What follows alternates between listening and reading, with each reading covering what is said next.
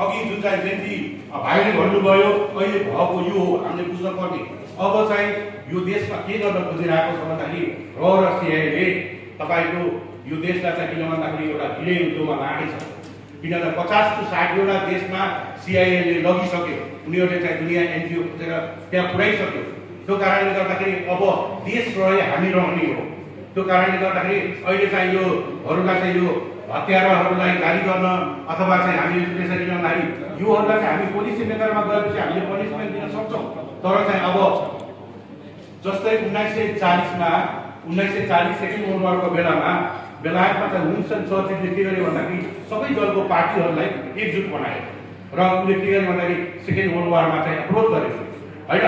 Second world war हिटलरसँग लड्नको लागि सहज बनायो। त्यही तरिकाले अब चाहिँ हामी चाहिँ एक्स जेन्जी मात्र नभएर जेन्जी एक्स जेन्जी वाई अथवा चाहिँ सम्पूर्ण बेलायत नेपालमा रहेका जति पनि 3 करोड नेपाली र संसारभरि छरेर बसेका 80 लाख नेपालीहरूले चाहिँ यो राष्ट्र बचाउनको लागि एकजुट भएर अगाडि बढ्ने बेला आएको छ।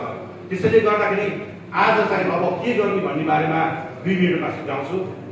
अब हामीले के गर्नुपर्छ भन्दाखेरि तपाईँ जस्तो योग्य र विज्ञ व्यक्तित्वहरू अहिले चाहिँ के गर्नु छ सोसियल मिडियाबाट र यस्तो खालको प्लेटफर्ममा मात्र एप्रोच गर्नुभएको छ। अब तपाईँहरूमा